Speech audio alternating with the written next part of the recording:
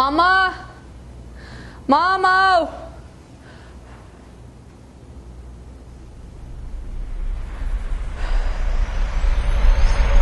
Мама! Мен 2013 жылы тұрмысқа шықтым. Ол кезде менің жасым 15-те болатын. Құдалық бәрі өткеннен кейін, арайда 6 айдан кейін жолдасым хабарласты. Алло? Алло, Бота. Ау, қайдасың? Мен армияға алып бара жатыр. Әке-шешем саған аманат, өзіңді күт. Бұйырса жақын арада көрісеміз. Мен сені жақсы көрем. Жақсы жаным, көп сөйлесе алмаймын. Көріскенше. Бұл қалай болады екен?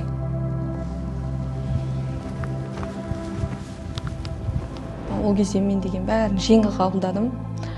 Жеңіл қабылдағаным, балалығым шығар енді, 15 жаста болғаннан кейін ондай қатты. Жеңіл ойлап тұрмын да, бәрі жеп-жеңіл сияқты маған. Қазір барады, келеді деген сияқты. Вокзалға шарп салған кезде барып миыма келді ғой. Мама, мен 1 жыл енді көрмеймін ба? Мен қайда қалдым? Әлі үйреніскен жоқпын бұл үйге. Бәрі бөтен адам сияқты да.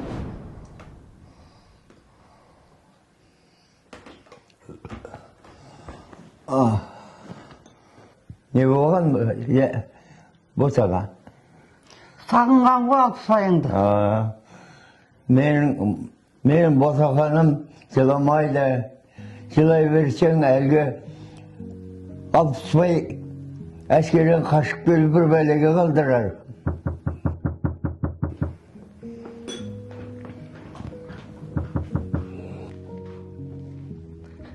Кенжеғалидан хат келіпті. Оқы. Сәлем хат. Сәлем, мама, папа, ботам, бауырларым. Қалайсыңдар? Мен Орал қаласында 55-17 часть әскери бөлімінде борышымды өтеп жатырмын. Мені көп ойламаңыздар. Менің жағдайым жақсы. Ботам, өз-өзіңді күт, аяғыңды жылы ұста. 11.01.2014 жылы ант қабылдаймын. Мама, ауырмай жүрсіз ба? Папам қалай? Ауырмай жүрсіңдер ма? Әке-шешемен жақсылап қара. Сенің ақылың бар қызсың ғой. Сені қатты жақсы көремін. Мені көп ойлама, жылама. Көп жылаған ішіндегі әлдеге де зиян. Больницаға барып жүрсің ба?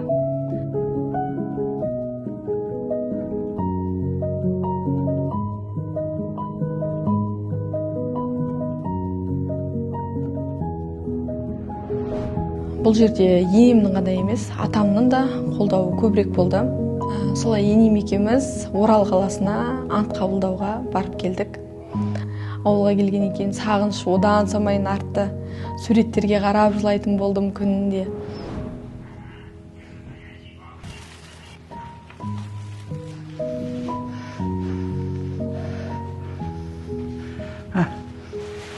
Ботам, жылай берме, ішіндегі бөпеңе зиян болар. Ботам, мынау әкелген демет, өзің жеп ал, ешкімге берме. Балаңа витамин болсын. Рахмет. Рахмет, мама, қолдауыңызға. Көп рахмет. Ой, бұл сораларың ағып әлі отырсыңдар ма? Не болды? Күнде жылап, сықтап де келеді ғой ертең. Бір Афган соғысына кеткенде соншама де күнде жылап.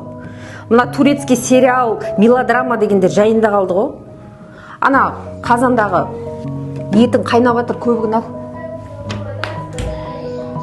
Өз көңілшек болдым. Кішкентай болғасын бекен, сағыныштан бекен көңілшек болдым. Көп жылайтын едім. Сырттан да елдер көп әңгіме айтатын. Кішкентай келін, ол 1 жыл күтпейді, кетіп қалады деген сияқты. Сондай сөздерді көп естідім. Ойбай, мама, не болды? Жалғыз шай ішіп отырсыз ба? Келіңіз қақта? Ұйықтап жатыр ғой, жатсыншы. Ойбай, 15 жасында байға тиюді білет, бірақ ерте тұруды білмейді дейсің. Мама келді деген бет тұрып ұстау керек. Ашсаң алақанында, жұмсаң жұдырығында қыл. Ал, өзің келін аласың, сол кезде мақтатпайсың, өзің білесің. Ал енді менің келімді шаруам болмасын. Көреміз ғой, аман әжім. Ой, мама.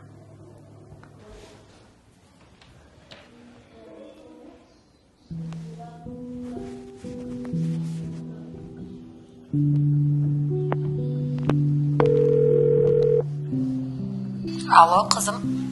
Алло, мама, қалайсыздар? Жақсы жаным, өздерің қалайсыңдар? Құдағилар жақсы ма? Шүкір жақсымыз. Не істеп жатсыздар?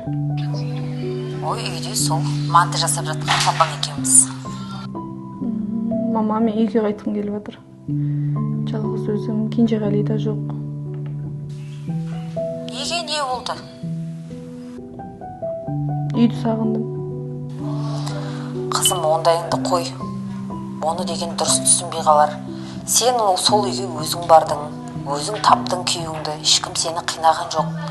Енді өмірде тек қана қуаныш сәттер бола бермейді ғой, анда-санда қиындық та болады. Осындай сәттерде кішкене өз-өзіңді басып, кішкене сабырға келуге тырыс. Үйреніп кетесің, жақында келеді күйеуіңде. Иә. Жақсы жан. Жақсы Аман жүрек, бол. мама.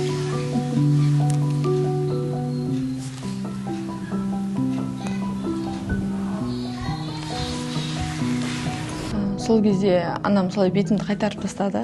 Бірақ сол кезде маған деген қиын болып көрінгені, қазір ойлаймын, анам сол кезде дұрыс жасаған екен ғой деп та. Баланды аясан, аяма деген кейбір аналар құсап, ішіме сыйған қызым, сыртыма да сияды деп шақырып алған жоқ. Егер анам шақырып алып, я жаным деп маған аяушылықпен қарағанда, мүмкін бәлкім өмірім бұндай болмас па еді. Ай күнім жетіп, босанатын кезде де енем болды қасымда. Дәрігерлердің барлығымен өзі сөйлесті, өзі жүгірді, бәріне баланың заттары, маған керек жарақтарын барлығын енем өзі алып келіп, өзі жүгіріп жүрді. Роддомнан шығатын кезде де барлығын ұйымдастырған, енем күшті қылып, күйеуімнің жоқтығын білдірмей, мәз қылып мені алып шықты. Солай уақытымыз өтіп, баламен алданып кеттік ары қарай. Сөйтіп уақытымыз уже бала келгеннен кейін тезірек өте бастады.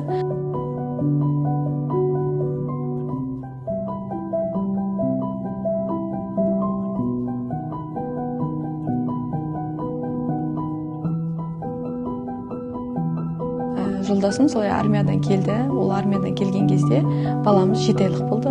Уже мен 7 айлық баламмен бірге енеммен барлығымыз күтіп алдық армиядан.